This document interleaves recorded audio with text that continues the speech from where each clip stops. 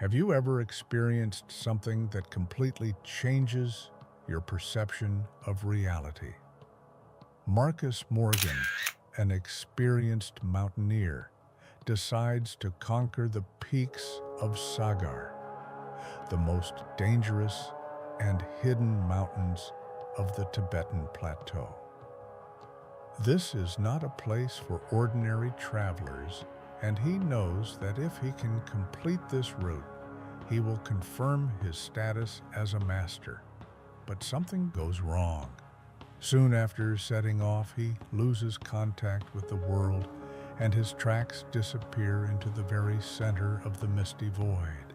Why do his tracks disappear, and searches drag on for weeks without yielding a single answer? What do these mountains hide? And why do even experienced explorers encounter invisible forces? Strange symbols, disappearing tracks, and unexplained phenomena. Is it just nature, or something much more sinister? Stay tuned to find out how this story ends, and don't forget to subscribe if you want more. Marcus Morgan had always been a man of action. Bold and determined, he found joy in overcoming challenges, whether it was a career in military intelligence, extreme sports, or traveling to the most remote corners of the earth. But this time, things were different. His latest adventure wasn't just another trip to the ends of the earth. It was a personal challenge, the kind of goal he'd been working toward his entire life. In recent weeks, Marcus had spent days and nights preparing for his trek into the Sagar Mountains, a remote part of the Tibetan Plateau. Unlike more popular peaks, the mountains were less frequented and remained off the radar of most travelers. For Marcus, they represented his final challenge, a place he had always wanted to conquer, but whose remoteness and difficulty meant it was out of reach for most. Tibet was more than just a geographical point on a map for him. This place, full of ancient legends and misty stories of eclipsed peaks and mysterious forces hiding their faces, had always attracted him. He had already successfully climbed several difficult routes, and all of them gave him confidence. But here, in the Sagar Mountains, a new challenge lurked, a new limit of possibilities. He carefully studied maps, read reports from previous explorers, and consulted local guides. For many, these mountains were a myth, where even the most experienced climbers disappeared. Marcus, however, was confident that if he followed the right path and paid close attention to detail, he would succeed in his mission. He set out in early August when the weather was at its best and before the traditional snowfalls. His goal was simple: to reach the highest point of the Sagar Mountains, where no one had yet climbed. Leaving the bustle of the city behind, Marcus was ready to absorb all the impressions that the mountain silence provides. Even on the plane, flying over Tibet, he felt a strange premonition that seemed to come from these empty, majestic mountains. He knew it was only his imagination, but he could not shake the feeling that somewhere in these snowy expanses there was something more hidden. After the first few days on the mountain trails, Marcus enjoyed every moment. The clean air, the distance from civilization, the peace in which he could focus only on his thoughts. All this filled his inner confidence.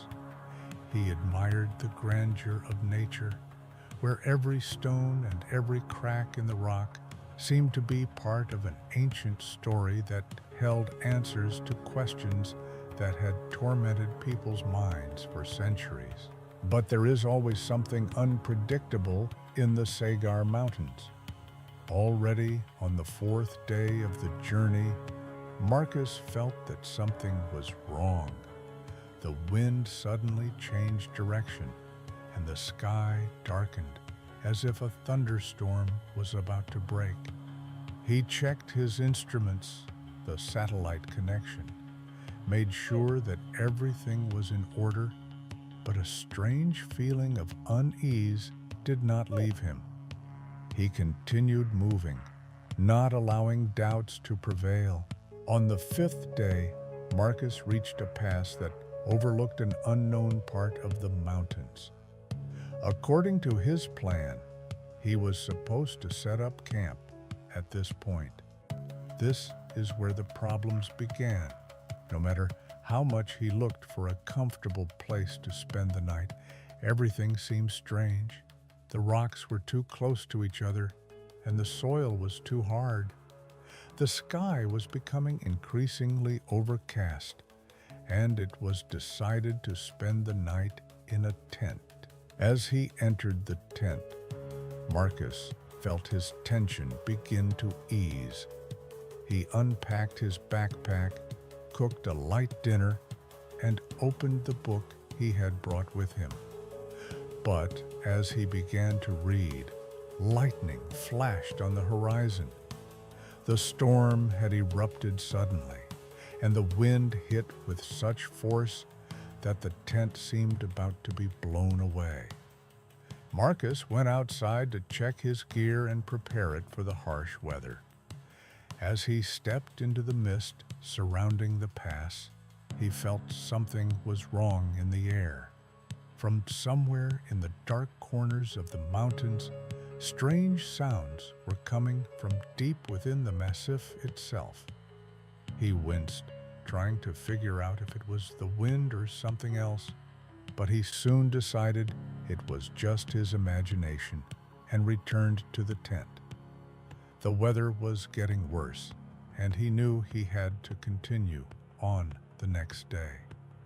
However, during the night, amidst all this wild noise and raging elements, his sleep was interrupted by a strange rustling sound coming from outside. His instincts kicked in, and Marcus felt that in that moment he might be part of something beyond his understanding. He stood up, opening the tent door, but what he saw made his heart stop. Fog shrouded everything, but the sky was now as dark as an inky abyss. And then he knew something was there, unknown, hidden, but very real. The morning began as expected, with the wind whistling endlessly, seemingly without stopping for a minute. Marcus knew he had to move on.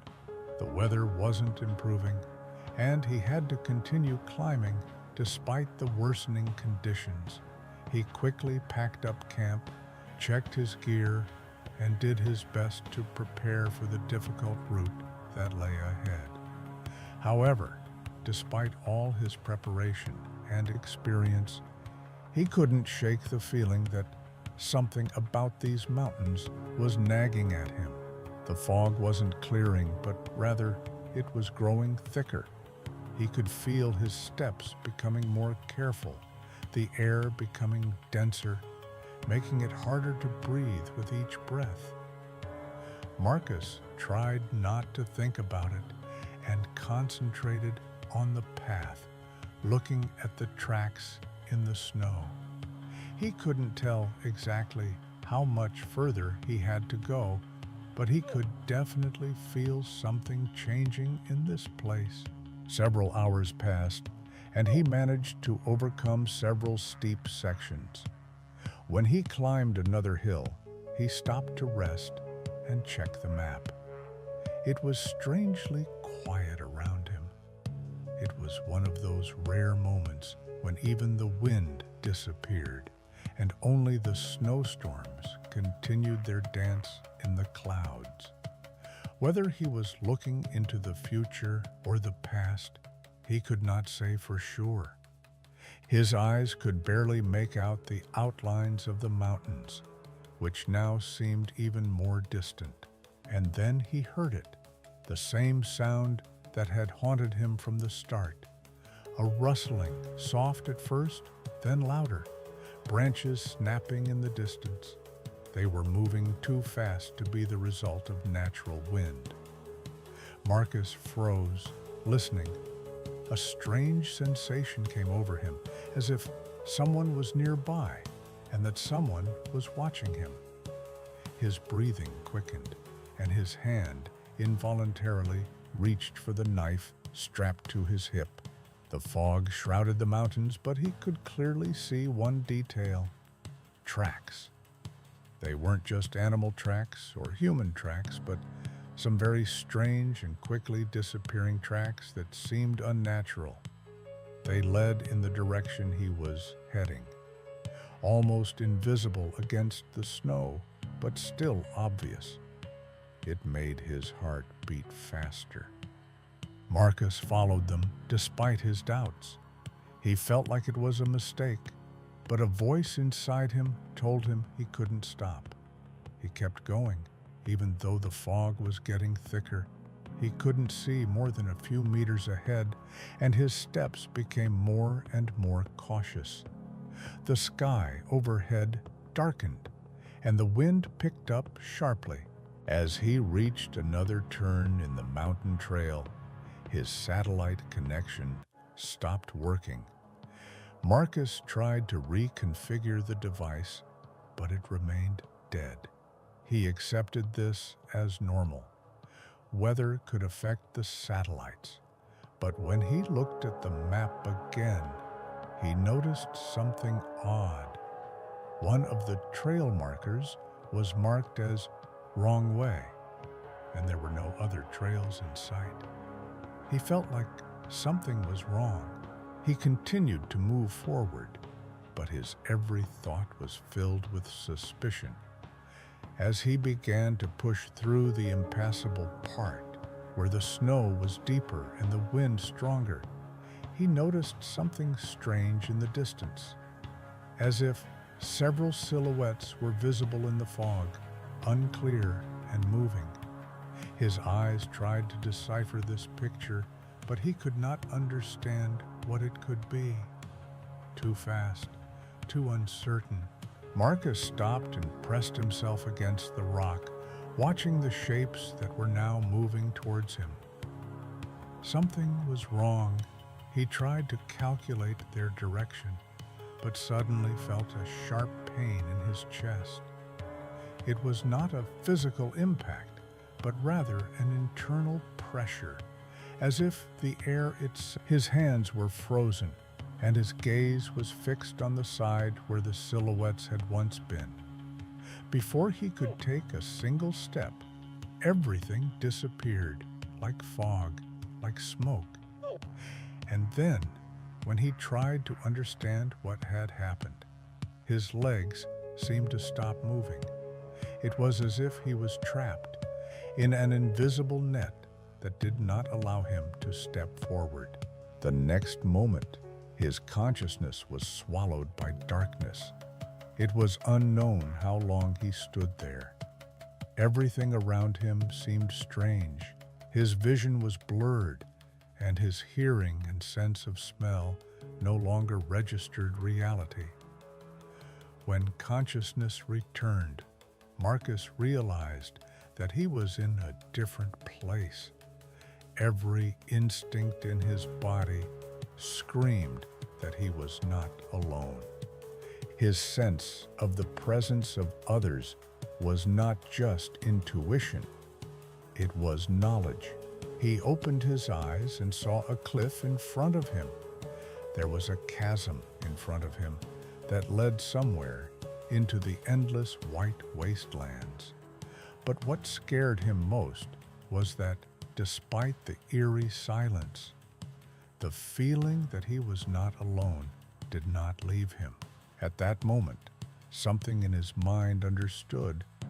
It was not the fog or the cold, but the mountain itself that was his enemy.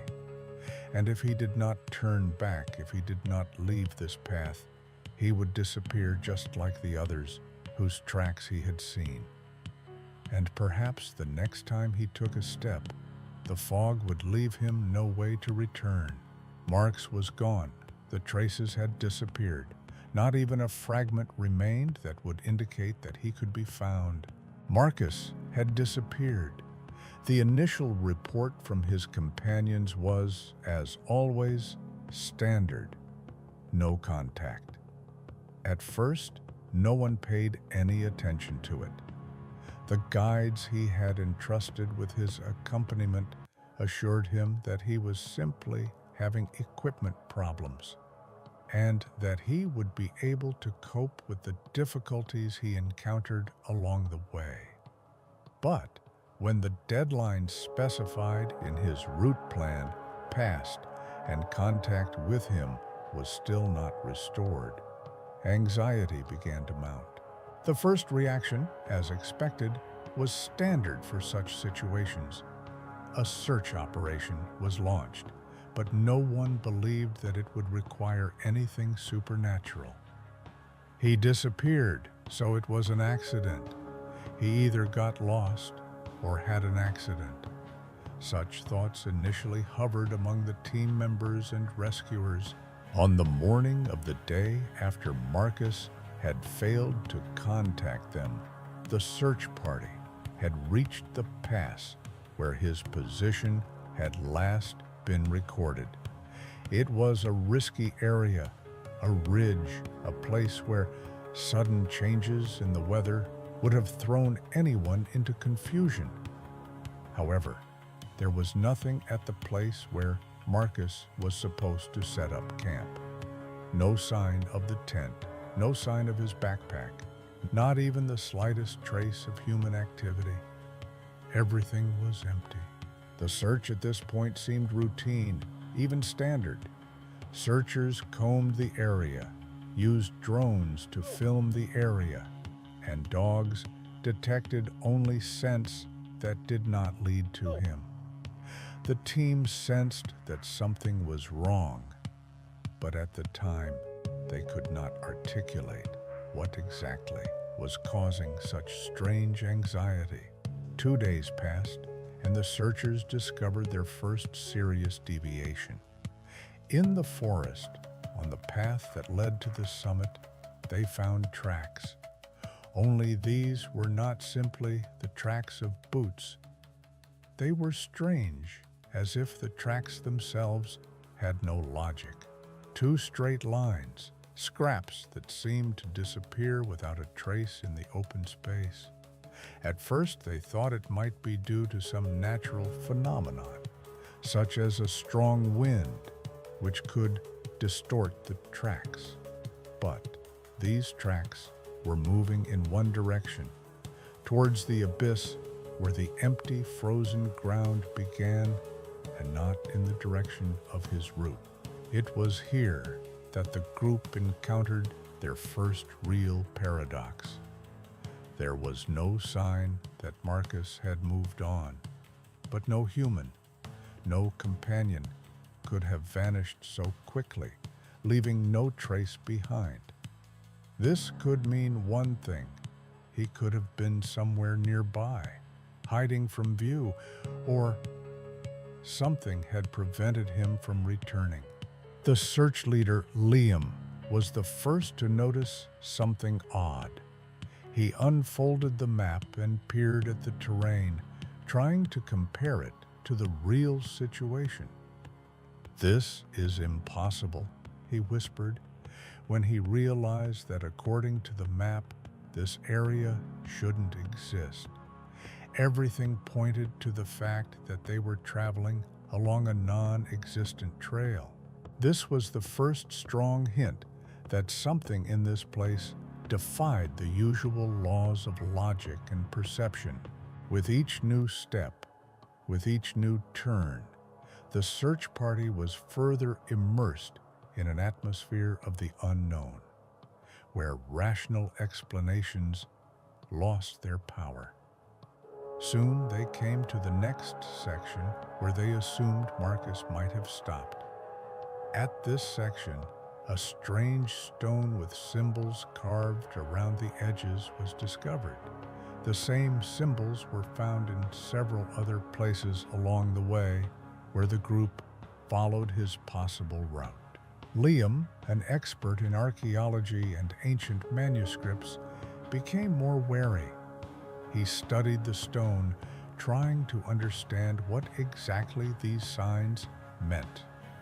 He was sure that this was not a coincidence, and that these symbols were probably connected to ancient cults or rituals that were once carried out in these places.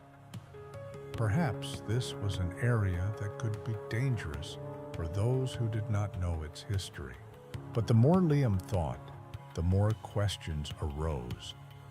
His thoughts were restless, as if the stone he held in his hands was only part of something greater. He put the stone down and looked again at the fog that was descending on their path, as if it were clouding their vision. Everything around him was becoming less real, as if nature itself had subjugated this place to its will. "Marcus, what happened to you?" Liam whispered softly, clutching the map in his hands, trying to see even the slightest trace. A few more days passed, and the search became more intense. The use of technology, drones, and new survey methods yielded some results, but all they could find was that the tracks were moving in a strange, illogical direction. All the team could do was move on. There were no answers yet, but the fog was not lifting. All this time, Liam had this strange feeling. It was some kind of inner knowing that Marcus was somewhere nearby, somewhere hidden, but not lost. But this whole place, this climate, this eerie fog did not allow him to come close to the solution. The problem was not only the tracks, but something much more incomprehensible. And with each new step, the search party plunged into an atmosphere that was increasingly becoming something unknown and frightening. The days grew more difficult. The fog did not dissipate, it only grew stronger. The wind seemed to blow hats from faces, under clothes, making every minute spent outdoors a real trial. The Sagar Mountains became more gloomy and inhospitable with each passing hour. And if at first the search party believed that they would soon find an explanation for Marcus's disappearance, now they began to realize that the mystery was much more complex than they could have imagined. The leader of the search, Liam, noticed that their group, despite its experience, was becoming increasingly exhausted. Nevertheless, he continued to press the search, secretly hoping that they would eventually find some clue that could lead them to a solution. However, what they began to discover made his heart beat faster. On the fourth day of searching, the group came across another set of tracks that were clearly not Marcus's.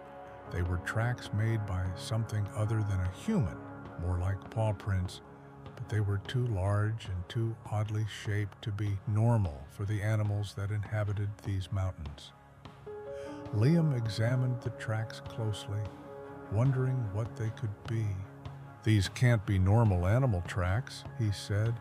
"They're too big and too indistinct to be just animal tracks." The group continued on, but the tracks became increasingly mysterious. By the time they reached the base of one of the higher peaks, they began to feel a strange heaviness in the air. Liam noticed that his breathing had become heavy, as if the air here was slightly different.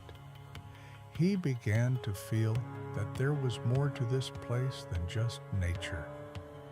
There was a strange sound under their feet, not an ordinary stone sliding down a cliff, but something more muffled.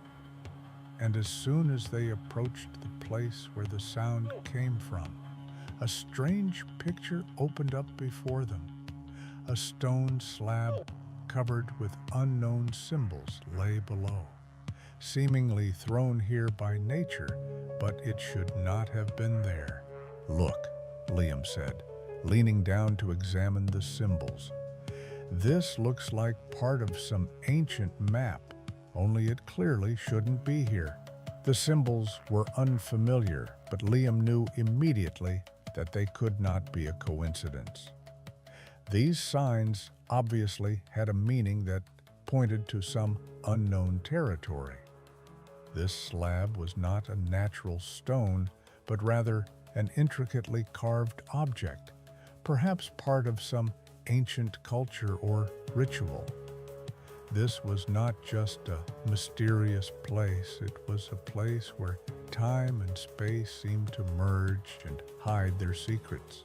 One of the group members, Thomas, a surfer and experienced climber named, who had been with the search party from the beginning, came closer, examining the rock.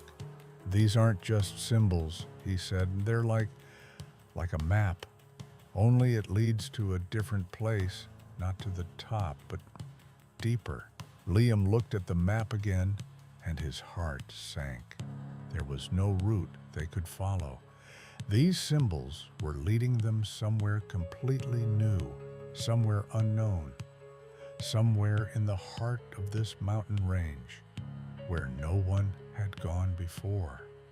He felt like they were in the middle of nowhere, something too complex and dangerous to leave here.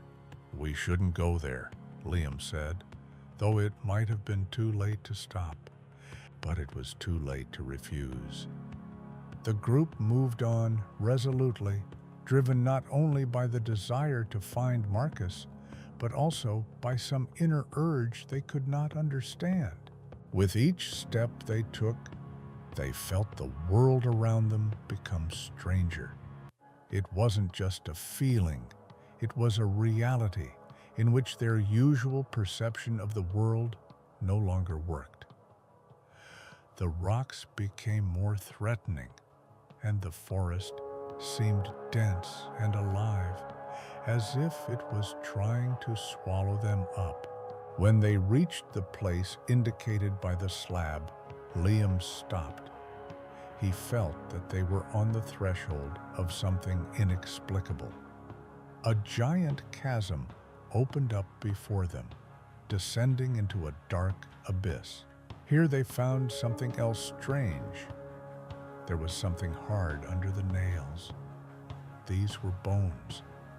Human or animal, Liam could not tell. But one thing was clear. These bones were not there by accident. It was as if they were left there intentionally, as a sign. As soon as they examined this place, Liam had a strong feeling that this was the very boundary that no one should cross. "This isn't just a place," he whispered.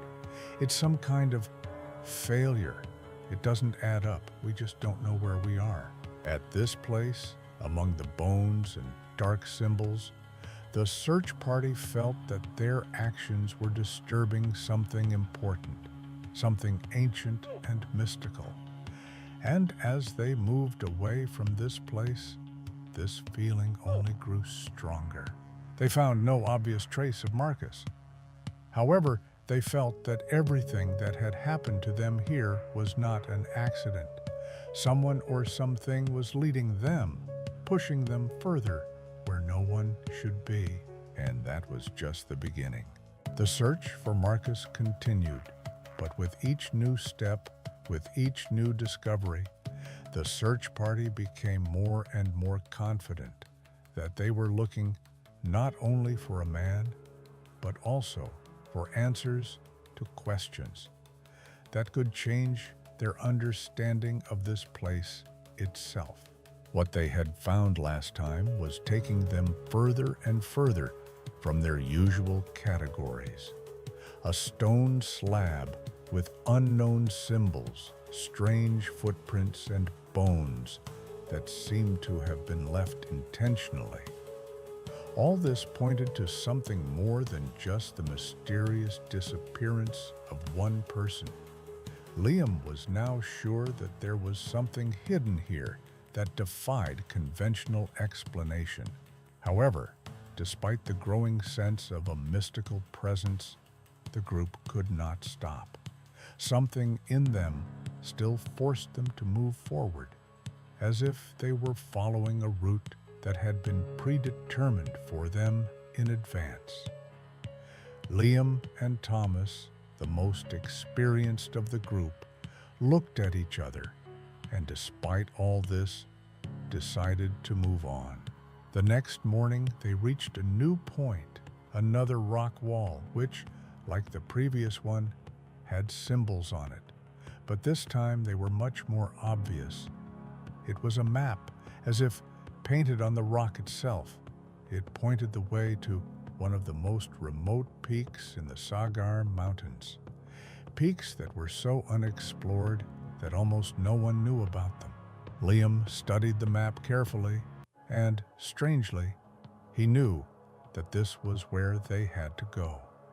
He felt like this decision wasn't his. It was like a revelation, like something external that didn't give him and his team the right to doubt.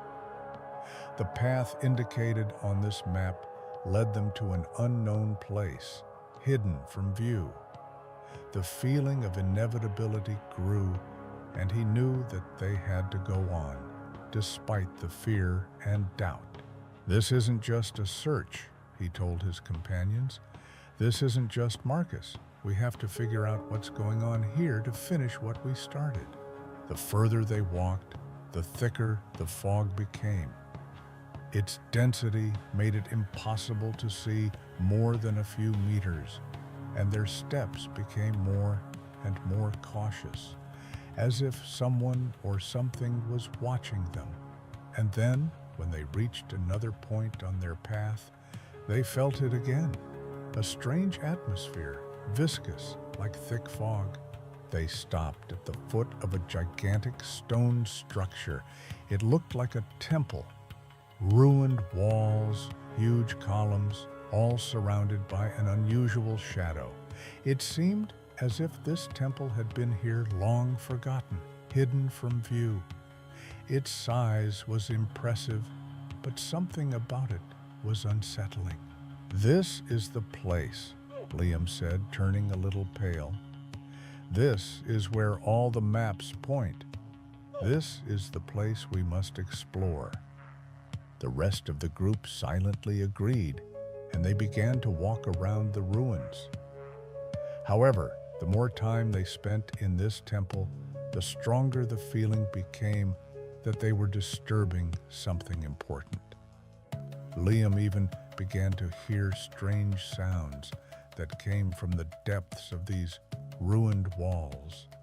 Sometimes it seemed like someone was talking. Sometimes something was moving in the shadows. As they explored the temple, one of the women in the group, Sarah, found something of interest.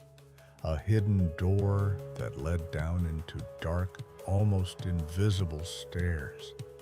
Liam felt like he had no choice now, and with each step, the feeling that they were being guided not simply by their own decisions, but by some force became more and more apparent. "What is this place?" Sarah asked as they approached the stairs leading to the dungeon. "I don't know," Liam replied, but there was concern in his voice. "But we have to get down there. It's the only thing we haven't explored yet." They descended into the dungeon, and with every step, the air grew thicker and colder. The wind that blew through was unnatural, cold and dry, with a strange smell. Liam knew that this place held answers, but those answers had to be too terrible to be easily explained. At the very bottom, they found something amazing.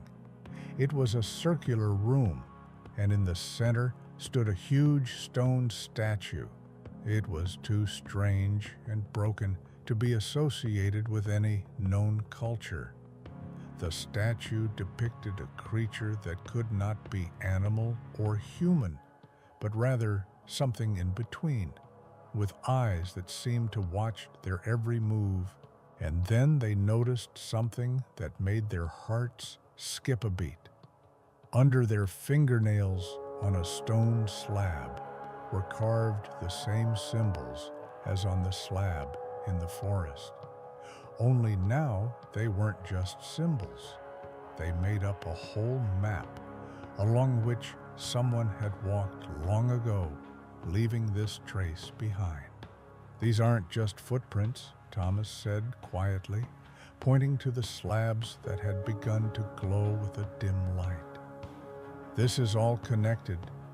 Marcus may have found this place before us."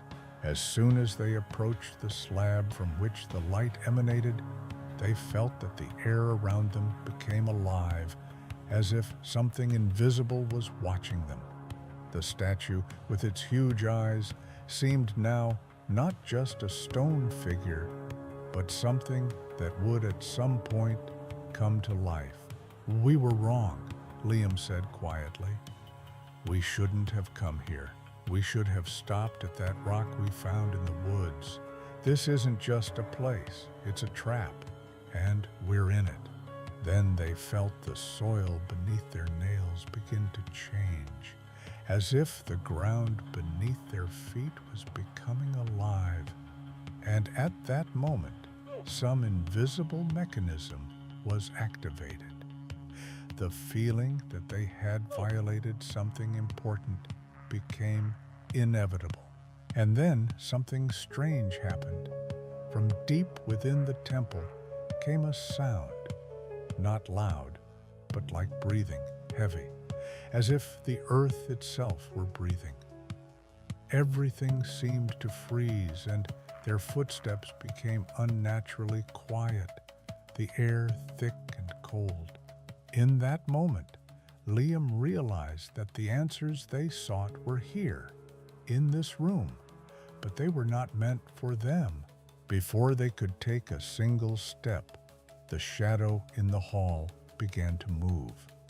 The shadow, which was part of the wall itself, became long and strange, and no matter how hard they tried to resist, it moved behind them, following, and at some point, they realized that they had become part of this ancient world that had swallowed them up. The shadow continued to move behind them, and with each movement, it seemed as if the walls of this dungeon were not just surrounding them, but actually closing in. Liam felt his heart begin to beat faster, and a vague premonition arose in his mind that this hall, this temple, this entire mountain was somehow alive. He felt an invisible force guiding them, forcing them along a path they might not have chosen themselves. The shadow wall began to change shape, its outlines becoming more and more strange and unnatural. Liam looked at the others. Their faces were tense, their eyes were wide, and every step was now filled with fear. They felt that this place was not just an ancient structure. It was something more sinister, hidden from human understanding. And suddenly, as if by magic, the air around them became even thicker. It wasn't just the cold they felt on their skin. It was something else, a feeling that the space around them was beginning to warp. The fog that always surrounded the Sagar Mountains was now even thicker, and it felt like the entire world was being squeezed into this dark, frightening hall. Sarah, who had been silent all this time, at some point wavered and raised her hand. She pointed to a dark corner of the room. Strange lights flickered in the darkness, as if they were particles of some invisible light.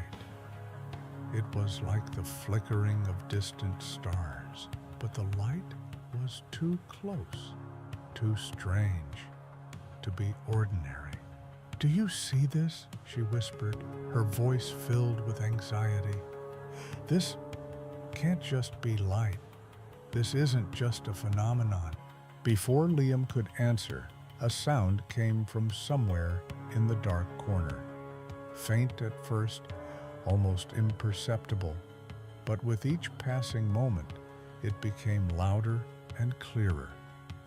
It sounded like a whisper, as if several voices were trying to break through the thickness of time and space. "Who is it?" Thomas breathed. He was white as a sheet, and his face was distorted with fear. "We are not alone here." Liam felt a chill run down his spine. They weren't just on the border between two worlds. This place was a gateway through which something could enter their world. They might have broken the rules, intruded into a space where they weren't welcome. "We have to get out of here," Liam said. "We have to go back. This place is not meant for us." But as he took a step toward the exit from somewhere above, from where it seemed there was no way to hear anything, a deep, booming sound came, echoing throughout the temple. It was not the sound of stone or nature. It was something else, something that seemed to resonate with the very air around them. The ground beneath their feet shook, and at that moment, something terrible and inexplicable happened. The walls of the temple began to flicker, and the lights they had seen before began to move, gliding through the air, creating strange patterns in the darkness. The lights began to get closer, and soon they were right in front of them. The lights took the form of a being. It was translucent, its shape shifting, and all that could be seen was a shape that was constantly changing, like smoke, trying to escape its shell. Liam couldn't look away, and his mind was spinning. He felt like this wasn't just a vision. This was a real being that was here, in this place, and they were a part of it. "We shouldn't have come here," Thomas shouted, jumping away from the lights that were now surrounding them on all sides. But as soon as his words were out, the space around them changed. Nothing was the same.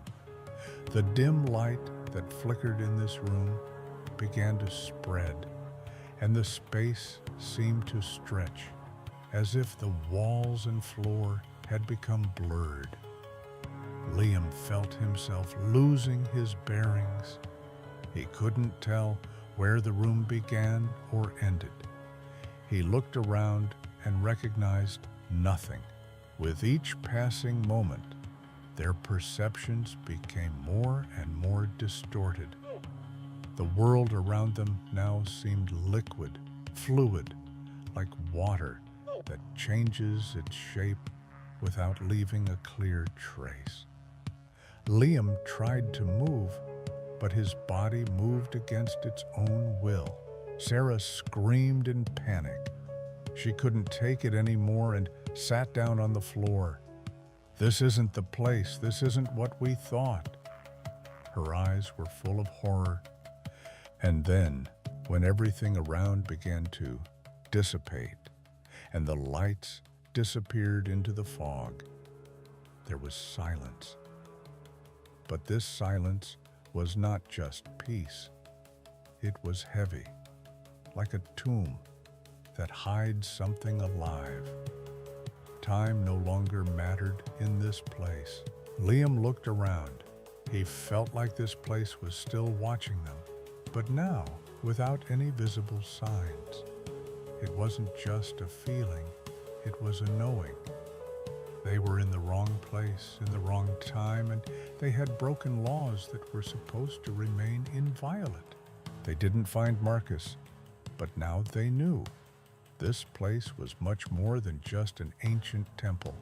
It was a place of power, and that power didn't want anyone to mess with it. With every step, with every new discovery, they were drawn deeper into mysteries that were too great for them to understand. And no matter what they did, no matter what they tried to understand, they felt the mountain itself begin to swallow them up. They were no longer looking for Marcus. Now they were looking for only one way out. From this world they had accidentally awakened. Hours passed in languid silence, and the group, still shaken by what had happened, continued to move forward.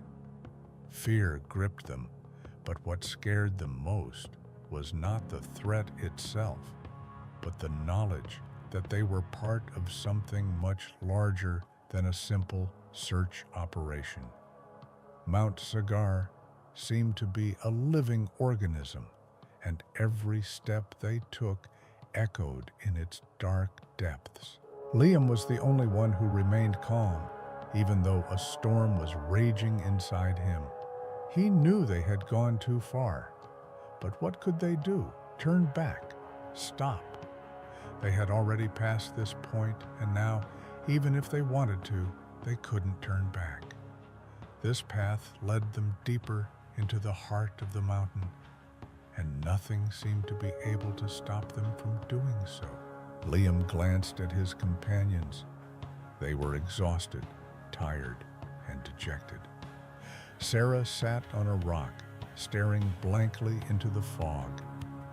Thomas was silent, staring at the misty horizon, his expression desolate. They all knew they were part of something that defied explanation. No sign of Marcus, no sign of life. All that was darkness, fog, and emptiness, from which there was no way back. Walking a few more kilometers, they came to another strange place. Not an ordinary rocky ridge, but a deep gorge, where the horizon disappeared behind an unknown shadow. No matter how much they tried to study the landscape, its outlines began to change shape. It was not just a feeling, it was a perception of reality, as if the space around them was distorting. The walls of the gorge moved. Their contours became blurred, and the rocks themselves acquired unreal, organic forms, as if they were made not of stone, but of something living. "A dark place," Thomas said, his voice shaking, as if realizing for the first time that his words were more than just a response to anxiety. This was knowledge. There really was something here that made the world seem alien. Liam walked to the edge of the ravine and peered down, but there was nothing to see. Everything was swallowed up by impenetrable darkness. He felt his mind begin to lose focus, and every new look at the world around him only confirmed that something inexplicable was happening here in these mountains. "We have to go down," he said, aware that this decision was not his, but an external impulse. His steps led him into a cave at the base of the gorge. The cave was enormous, as if the earth itself was swallowing up everything around it. The walls of the cave were covered with the remains of ancient paintings, but they had no connection with known cultures. This was something else, something older, perhaps even more terrible. When the group entered the cave, they immediately felt a strange pressure. There was no familiar sound of footsteps, no echo, as if the space was absorbing everything that was happening. But the strangest thing was that despite the lack of sounds, they all felt someone was watching them. As they walked through the cave, they came to an ancient slab that seemed to be the center of the place. On the slab, surrounded by runes and strange symbols, lay a backpack, the same backpack that belonged to Marcus. But Marcus himself was gone. He couldn't be here. Liam walked over to the backpack, his hands starting to shake. This was his first chance to find something to lead him to. But as he lifted the backpack, something else caught his eye, something glittering at the bottom of the backpack. It was a small metal plate covered in dust, but there was still a single word etched deep into the metal. The way, Liam read aloud. The word made his heart skip a few beats. He tried to figure out what it meant, but every time he tried to connect the word to the current situation, his thoughts began to blur and his mind lost clarity. Sarah, standing nearby, said quietly, He knew where to go." "It can't be," Thomas muttered. "If he knew." But Liam didn't continue. He realized that none of this was an accident. This was a prophecy. This was the beginning of something much darker than they could have imagined. Everything that was happening here was part of a cycle they couldn't escape. At that moment, as they stood before the stove, the air changed again. The shadow that had been following them for hours began to thicken, and sounds, elusive and mysterious, began to resound around them again. But it wasn't just a feeling now, it was a real presence. It was getting closer, and Liam could feel his heart starting to beat faster. The mountain was silent, but its silence was complete. "We weren't supposed to come here," Liam said, even though he knew it wouldn't help. They were here, in this place, and the only way was to keep moving forward. But there was one terrible realization. The one watching them was not just part of the mountain. He was someone who had been here before them, and perhaps someone who would be here after. "Marcus," Sarah whispered, her voice fading into the vastness of this silent world. The dark shadow that had begun to gather around them was now so thick it was almost tangible. Liam stood in front of the slab, his heart pounding in his chest, and it felt like the very ground around him was breathing. The inside of his head was a mess, his thoughts racing, trying to make sense of what was happening. But there was no logic to it. The shadow continued to squeeze the space, and as they tried to move, its presence became even more tangible. "What is it?" Thomas asked, his voice shaking as if he was afraid his words might become part of the foggy emptiness that enveloped them. Liam didn't know what to say. He sensed that this mountain wasn't just hiding its secrets. It was part of something dark, something that existed outside of time and space. The mountain was silent, but its silence was complete and merciless. This was not just a place, but something older, more dangerous than any human could imagine. And here they were, on the edge of its abyss. The huge eyes of the statue they had seen before now seemed to be watching them, as if the figure itself was coming to life. Liam knew they were not alone, that the mountain had a will of its own, and it did not want anyone to penetrate its depths. Everything around them was becoming increasingly unstable, and space was warping. He felt his consciousness begin to lose clarity. At this moment, when the fog and darkness reached their peak, Sarah, who was standing nearby, looked up and pointed to the dark corners of the cave. "Look!" Her voice was full of fear and despair. This can't be." Liam turned sharply, following her directions. In the darkness of the cave, where there had been nothing before, new tracks had appeared. But these tracks were not human. They were not mere prints. They moved across the walls and floor as if the rocks themselves were leaving tracks, as if the cave itself were part of some living thing. "They're coming," Liam whispered, though he wasn't sure what he was talking about. He sensed that the tracks were more than just a sign, but a warning. He could see them beginning to diverge, as if pointing the way deeper into the cave. It was at that moment that the space around them began to distort. The stone walls that had seemed motionless before began to move, spreading out, as if they had no definite shape. Liam grabbed Sarah's hand. "We have to leave, now."